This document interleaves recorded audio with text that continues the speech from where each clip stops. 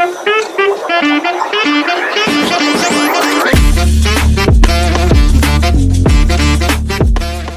sip. Ya, Assalamualaikum warahmatullahi wabarakatuh. Waalaikumsalam warahmatullahi wabarakatuh. Sahabat IMM semuanya, dimanapun Anda berada, jumpa lagi bersama kita di acara podcast Teras, tercerahkan dengan obrolan cerdas. Oke. Lama kita ndak upload di sosmed. Ya, kali ini kita akan menghadirkan imawan yang sangat luar biasa, yaitu Ustaz Fakhrudin Lubis yang sudah malang melintang di IMM. Oke, langsung saja. Gimana Dad kabarnya hari ini? Sehat? Alhamdulillah, sehat. Alhamdulillah. Oke. Kita ringan-ringan saja ngobrolnya. Siap. Karena ini kan peralihan. Kemarin kan kita podcast Teras itu beberapa rekan-rekan itu menilai terlalu kaku. Oh, Ya. gitu. Siap. Kita ngobrol santai ya kayak mainstreamnya podcast hari ini lah. Oh, Santai, kadang guyonan, kadang guyu bekakaan dan sebagainya. Oke. Kita bisa masukkan unsur Jawa juga di podcast kali ini. Is oke, nggak apa-apa. Oke. Yang pertama kita akan ngobrol tentang IMM dari sudut pandang Kadriyah itu sendiri. Oke. Nah, yang pertama mungkin Ustadz Lubis sudah malang melintang ya di IMM. Nah, ini bisa kita bisa kita tiru jejaknya teman-teman semuanya. Bagaimana beliau dari komisaris ini, komisaris itu dan sebagainya. Oke. Mungkin bisa diceritakan Ustadz bagaimana kiprah IMM, riwayat IMM jenengan. IMM saya. Ya, oke. Waduh. Dari awal lah. Ya, jadi ya, mohon izin ya. Ini bukan bermaksud menggurui kawan-kawan ya. Oke, Jadi siap. tadi karena diminta Aman. oleh Ustadz kita nih, harusnya videonya nih. Aman dan Isi aman. pada malam hari ini. Aman. Ya. Tapi kalau kata orang gitu ya, kalau kata orang dulu itu, kalau sesepuh yang nyuruh itu mau nggak mau ya harus mau seperti itu. Masih muda Oke. badannya. Iya. Oke, intinya kita di sini belajar bareng ya. Jadi Oke. nanti salah atau ada yang kurang nanti bisa diluruskan. Ya wajar lah. Ah. Harus wajib salah katanya belajar. Jadi gini kawan-kawan, sebenarnya kenapa sih kok saya dulu itu ikut IMM? Ya, karena memang dulu berangkat dari keluarga yang memang sudah latar belakang Muhammadiyah seperti itu. Maka mau nggak mau ya harus meneruskan kebaikan ya. Toh namanya kebaikan Kalau perlu meneruskan kebaikan kali saya tadi. Ya, Ya. mungkin kata-katanya sama, tapi bisa maksudnya mungkin bisa sama juga bisa berbeda. Oke. Tinggal kebaikan yang mana seperti itu. Nah, gini kan. Kenapa dulu saya ikut IMM ya? Karena pertama memang latar belakang keluarga saya Muhammadiyah. Ya. Selanjutnya yang kedua, saya pribadi secara secara muslim generasi muslim muda seperti itu melihat organisasi Islam pada umumnya. Saya melihat itu yang menurut saya yang mendekati ideal itu Muhammadiyah ya. Maka karena saya sebagai mahasiswa muslim ya, maka saya pribadi ingin terjun lebih dalam di Muhammadiyah seperti itu. Karena saya mencari atau memilih di IMM itu. Kurang lebih demikian. Karena dari Muhammadiyah Ya, akhirnya memutuskan untuk seperti itu. IMM. Nah, IMM pertama di mana Ustaz? IMM pertama karena saya dulu setelah lulus itu di Matumar ya. Maka saya pun ikut IMM di Matumar bin Khattab. Oh ya, sekarang di Surabaya itu ya? Ya, Oh, sekarang oke. ikut IMM Surabaya, namun dulu itu masih ikut Umsida. Oh iya. Nah, benar. Tapi karena IMM di Matumar itu kan dikatakan mati tak segan ya, hidup pun tak mau seperti itu ya. Maka daripada nggak jelas seperti itu, akhirnya saya mencari IMM di lingkungan Matumar. Berarti dulu sudah ada. Sudah ada, tapi ya itu mati urip gitu. Oh, belum kelihatan ya Iya, gerakannya ya. seperti itu. Akhirnya di situ tidak. Akhirnya setelah itu karena saya waktu itu juga nggak ada kendaraan, akhirnya mencari IMM. Singkatnya saya ingin mencari yang terdekat ya, karena memang nggak ada iya. kendaraan. Nah, dan ketemulah sama IMM UIN seperti itu. Win Sanampel. Ya. Setelah itu dapat kontaknya, akhirnya kita kontak dan bergabung di sana, ditaruh di Komisariat Al-Farabi waktu itu. Al-Farabi Fakultas. Ya, Fakultas Keguruan Agama Islam dan Keguruan Tarbiyah ya. Tarbiyah. Oh ya, Tarbiyah Al-Farabi. Kurang lebih sampai 2017 Ya, Ini berarti 2000 berapa? Maksudnya? dari 2015 sampai 2017. 2 tahun ya. Ya. 2 tahun itu sudah cukup detail mengenal ya bagaimana Ya. IMM di sana ya. Kurang lebih demikian ya. Namun namanya belajar kan ya. Oke. Seperti itu ya. Berarti kalau terhitung sampai sekarang sudah berapa tahun? Dari 15 sampai sekarang? 15 ke 23 ya berarti kurang 8 lebih tahun, 7 atau 8 tahun. Oh, ya. Sekarang? Secara itu secara waktu. Namun secara ilmuwan ya bisa jadi beliau lebih unggul atau bukan bisa jadi, tapi memang beliau lebih unggul. Kalau ngomong ilmu ya kan ternyata luas dan tidak akan lepas dari Muhammadiyah itu sendiri. Oke, tadi itu singkat ya, riwayat singkat Ustaz Lubis. Nah, oke, selanjutnya ini berkaitan dengan IMM. Nah, Ustaz Lubis sendiri kan kalau di IMM itu cenderung untuk bidang apa biasanya? Dari dulu ya, saya dulu di UIN di bidang gaplek di UNMU ya, karena setelah setelah lulus Matumar itu kan 2017 Ya. mau nggak mau kalau pengen lanjut kuliah S1 karena di Matumar itu hanya D2 maka harus melanjutkan di Universitas Muhammadiyah karena Matumar hanya kerjasama dengan Muhammadiyah. Betul. Akhirnya mau nggak mau kalau ingin lanjut ya pilihannya waktu itu di UM Surabaya, akhirnya kita lanjut di sana plus kita transfer IMM karena bagi saya pribadi dan mungkin transfer berarti dari Alvaro dari Unsa dari UINSA ya ke UM Surabaya. Ke UM Surabaya. Karena gini kawan-kawan, bagi saya pribadi atau mungkin ya buat pengetahuan kita semua, IMM di mana saja itu aslinya sama. Selagi selagi kita mau kontribusi maksimal, selagi kita mau memberikan yang optimal, maka insya Allah yang kita dapatkan pun ya demikian seperti itu. Ya, jadi tidak perlu ada gap atau apa sama-sama IMM toh. Menarik, Ya, menarik. Saya tadi dengar dimanapun yang itu sama ya. Iya. Tapi terkadang begini Ustaz, IMM itu kan kadang realitanya itu walaupun kita sering didengungkan kalau IMM Surabaya tidak kenal kata UNER, UNESA, UNMU, UIN dan sebagainya. Nah, tapi kadang kenyataannya gini, masih terkadang terkotak-kotak. Kalau pembagian job itu kayak yang ahlinya UMS itu ya dakwah, Islam itu UMS, yang ahlinya UNESA itu pendidikan ya UNESA seperti itu. Bagaimana tadi responnya tadi? Ya, jadi gini, kalau ini menurut saya sekali lagi ya. Oke, sudut pandang kader. Sudut pandang kader yang masih belajar. Oke. Jadi menurut saya gini, kalau kita melihat ADART IMM atau melihat di SPI juga seperti itu, intinya selagi ADART-nya sama, SPI-nya sama, maka harusnya kita ber-IMM di mana saja itu aslinya tidak masalah. Ya, jadi semua kembali ke kita. Nah, lantas bagaimana semisal realitanya kok terjadi demikian? Nah, maka bagaimana? Maka kita pun juga perlu ibaratnya itu bukan meluruskan, mengingatkan lah ya. Mengingatkan. Ya, toh kita ini sama-sama Muhammadiyah, sama-sama IMM, ya sebisanya ya bersaudara seperti itu ya. Berarti kalau ada mengingatkan, ada konflik di situ berarti ya? Ada nggak mesti. Ya, bisa jadi bukan konflik, bisa jadi dia lupa seperti itu. Oh iya. Jadi namanya mengingatkan kan nggak mesti soal konflik, tapi mungkin namanya manusia kan tidak luput daripada salah maupun lupa. Maka sebagai manusia ya, terlebih kalau Mas Yubet ini kan atau Ustadz Yubet ini kan sebagai kapitabek seperti itu, tugasnya menyampaikan ya, mengingatkan gitu. Jauh. Iya betul. Ya. Oke, itu terkait dengan IMM yang katanya terkotak-kotak. Jadi intinya kita saling mengingatkan. Kalau kata siapa ya tentunya kita kalau ngopi, kalau ngobrol bebas itu sering lah nyebut kayak gitu.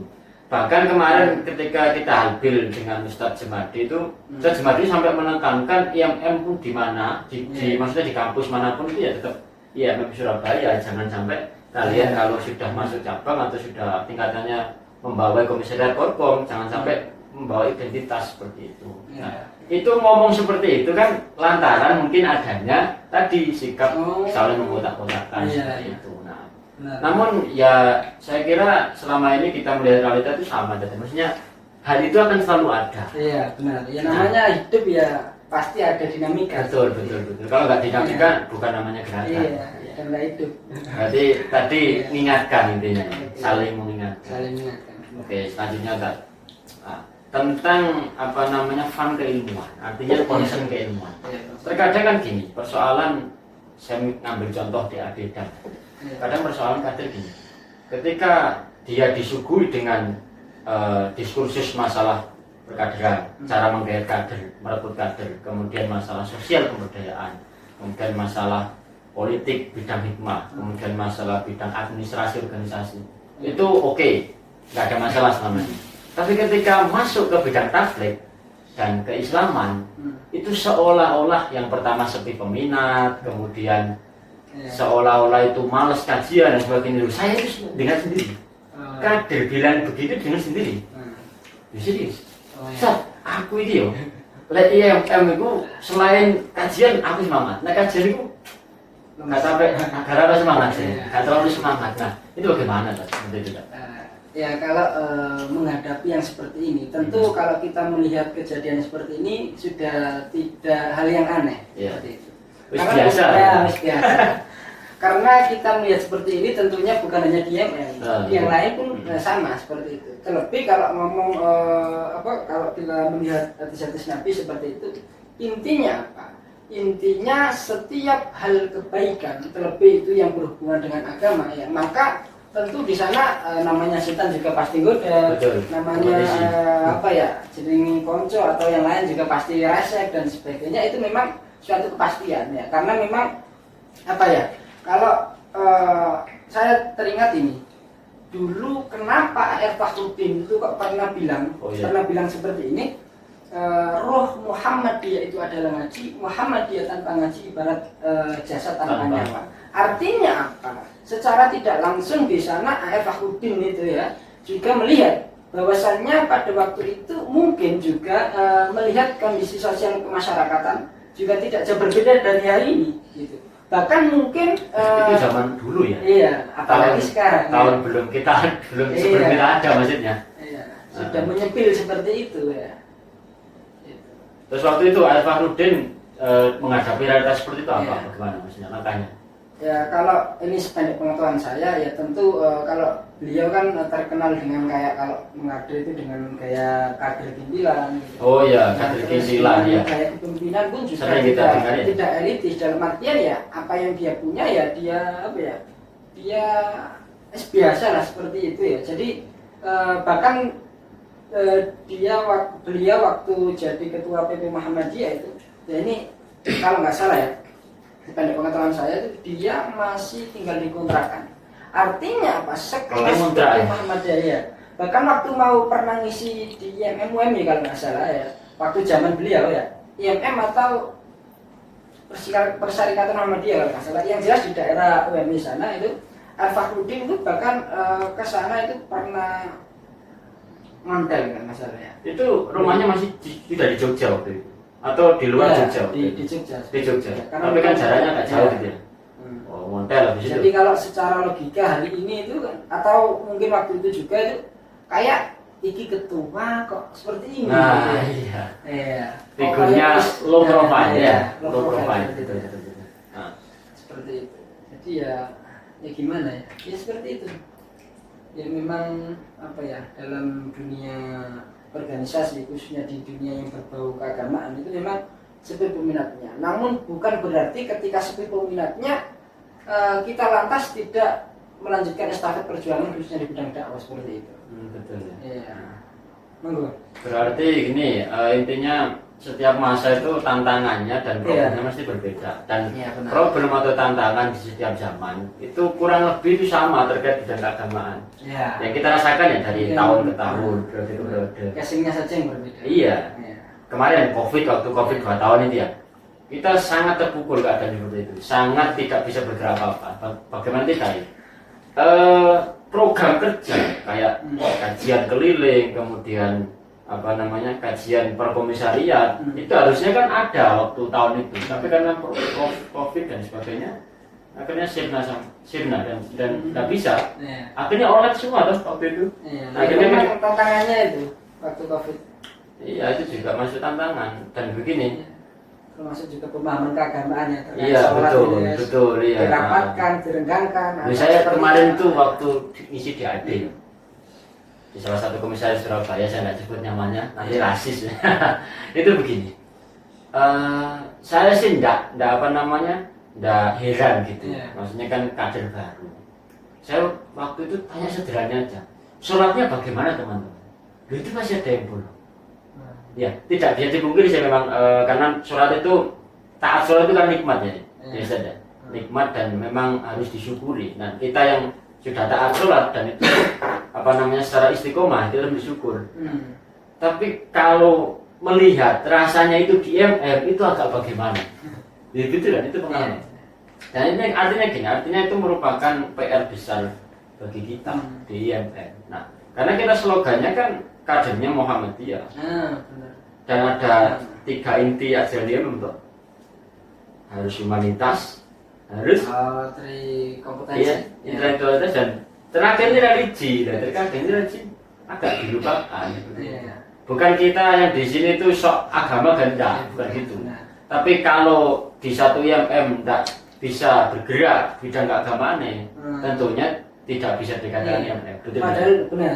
Padahal dulu itu cikal bakal Muhammadiyah berdiri itu berawal dari ngaji seperti itu. Oh iya. Ahmad Dahlan dengan 7 muridnya itu ya berawal dari mengkaji ayat kan waktu itu.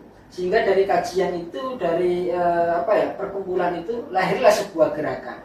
Artinya apa? Jadi di dalam IMM kan kita kenal dengan ilmu amaliyah dan amal ilmiah. Artinya ilmu itu yang kita miliki itu harus kita amalkan. Dan amalnya juga harus didasari dengan ilmu. Iya. Jadi tidak ada hanya sekedar ilmu, pinter tok itu. Tapi nggak beramal. Kita beramal tok tapi ganti ilmu. Nah, itu rada sesat. Bukan rada sesat, bahkan menyesatkan. Kalau beramal tanpa ilmu seperti itu.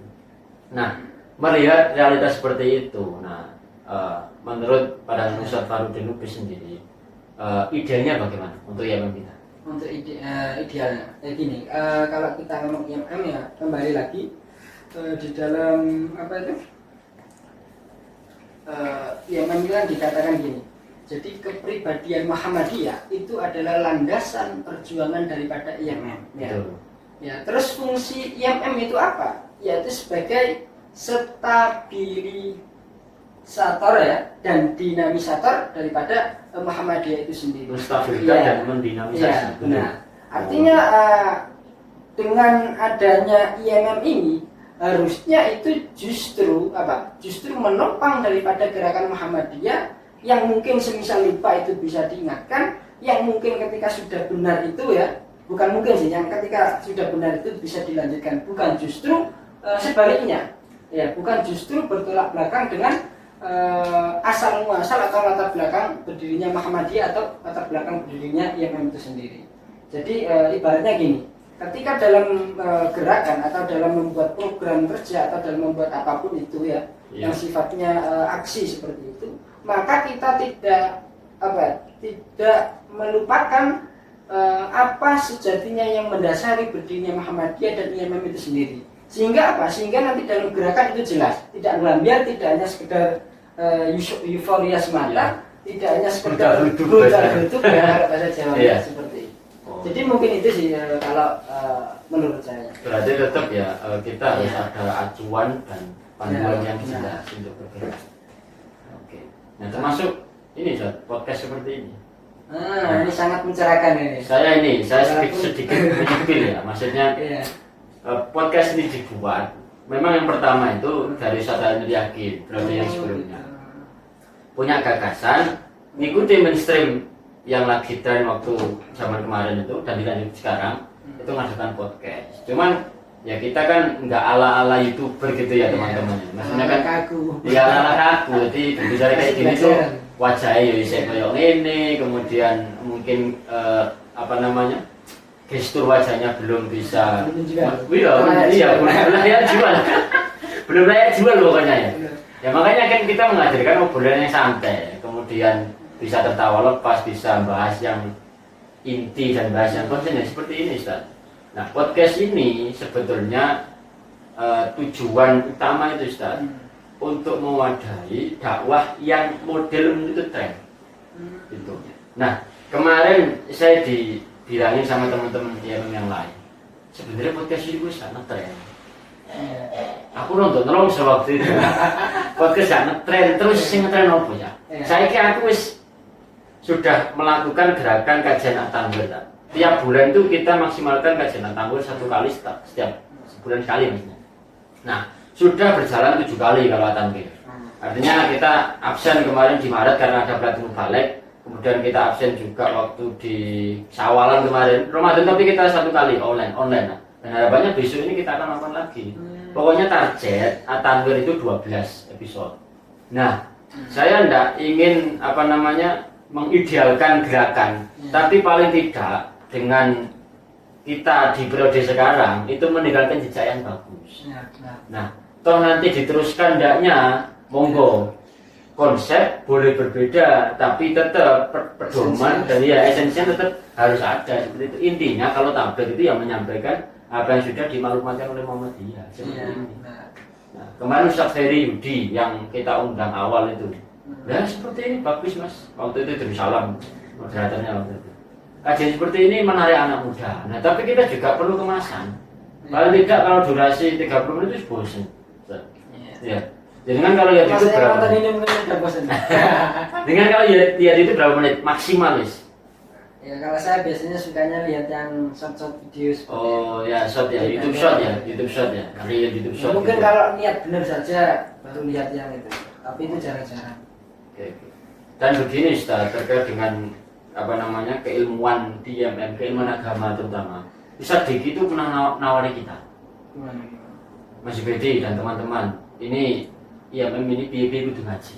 Piye-piye kudu ngaji. Ya, ini memang sebuah gerakan betul, iya. Tapi ini kita menamakan sebagai gerakan Islam. Iya, betul. Gerakan Islam tapi mau gerak-gerak tok orang ngaji ini ya lucu. Nah, seperti iya. itu kan ya. Kita kayak gini terus tanpa buka kitab ya nanti kering. Loh, pengalamannya khutbah itu kalau orang terbiasa, insya Allah bisa ya.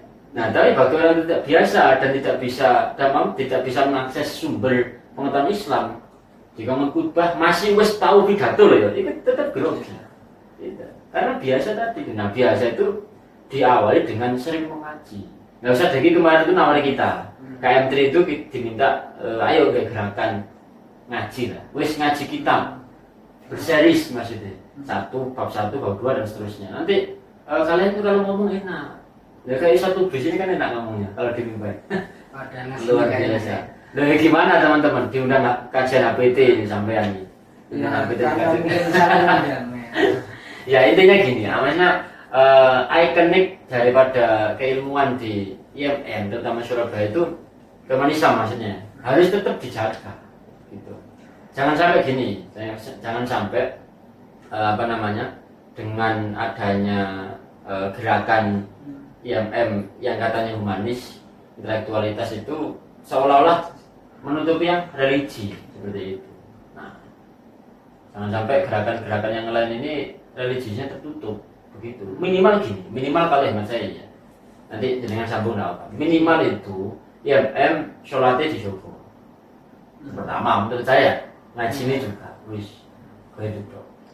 Yang lain tahu sendiri zakat ya wajib lah, ngaji ya wajib. Ngaji wajib bagi yang mampu. Kemudian yang lain ya dipelajari lagi seperti itu. Ya, semoga dengan adanya tablet ini kan bisa mencerahkan. Bagaimana Sebagaimana lighting. Mencerahkan dengan obrolan cerdas. Oke, terakhir ya sebelum kita tutup teman-teman. Pesan untuk kader-kader IMM Surabaya.